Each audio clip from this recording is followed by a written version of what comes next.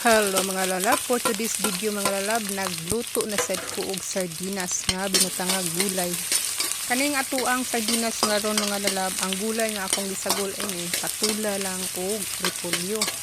Kay naka-harvest naman kog patula sa akong garden mga lalab, so maulan na yung atuang giluto with repolyo. Kay nahutdan man kog kalabasa mga lalab, butangan man ta na kog kalabasa. Pero nahurot naman akong kalabasa, so kung unsa lang naa sa refrigerator mo wala atong lutuon. May repolyo nya, wala sad ko mo sagol og cabbage mga lalab, kay kanang cabbage nako para ako nang lutuon og kuan kimchi.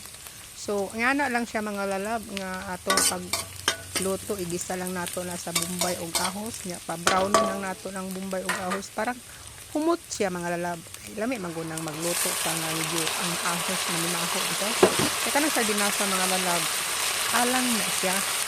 Kaya nakapamang ko na milin nga sardinas na halang kumore ako ng sagol. Kaya wala naman may manok mga lalab niya. Palit pa man akong bus o manok o isda. So kung unsay na nga available nga maluto, mao na itong lutuon. Kaya gawasin nun anak mga lalab na aman tayo salad. Salad everyday man din mga lalab, panood ko na di na mawala ng vegetable salad. Ya kana mga lalab, ako ray mukaon na kakong bus dili man ni mukaon og binutangag sardinas mga lalab, bawal na sa iyahan ng mga frozen nga pagkaon bitaw. Ako ray mukaon ana. So ako nang gibutangan og fish cubes mga lalab. Fish fruit cubes mga lalab, pero tunga ra kong gibutang mga lalab kay lasa naman ko ng sardinasa mga lalab. Medyo maanghang gina siya mga lalab ang buting mga sardinas diri sa Thailand. Oy nya akong gibutangan og oyster, parang lami sa dakatong gulay mga lalab. So akong gipaliburan og oyster, dili wala sad nako daghan na pag-ayo kay ako lang i-minimize ang oyster kay basin og paratra siya.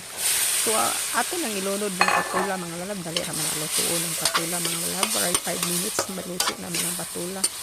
Sa makadaghan mga lalab, basta magluto ganito og gulay na kasinabaw man og gisado, di ginamawa ng akong ininit tubig mga lalab. Mag-init sa kog tubig parang dali ra kay makabukal, kay mao man gunay makalangay ng magbugnaw imong ibutang sa imuhang kuan, imuhang gulay or sinabaw or gisado, bugnaw dugay kaayo maluto. So akong gibutang og ininit tubig mga lalab.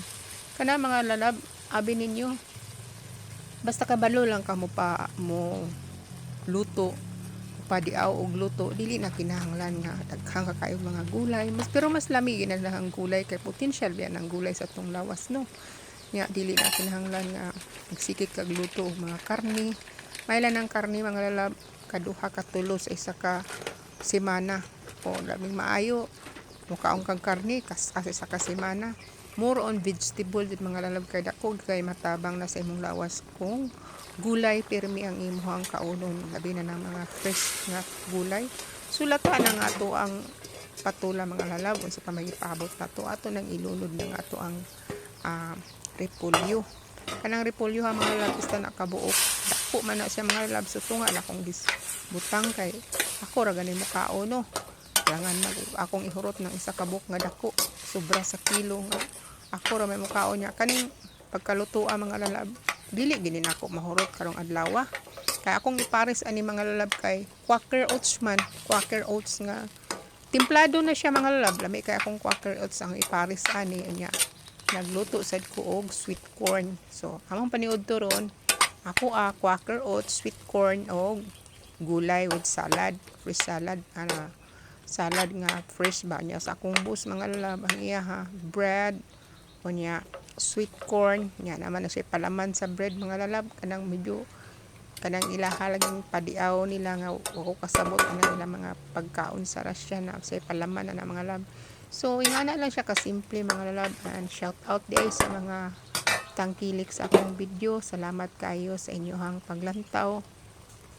Unta dili mo matagbaw o dili mo magsawa pag view sa ako ang video. Even though mga lalab, kini akong video mga lalab, dili man gid na ingon nga pang professional.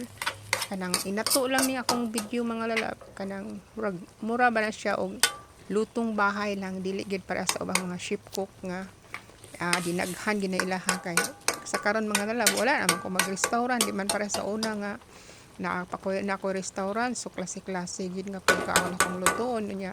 kinahanglan jud kumpleto rekados kida ang imuhang lutuon kay syempre baligya man nimo ya sa una nga dito kung igsuon mao gyapon magluto kog dinaghan kay daghan man kayong pakaunon karon kay na magustaylan ako naman lang og akong boss mao ay mukaon so ginagmay lang nato lutong bahay lang nato at least magluto kita nga naa gitay makaon kada adlaw.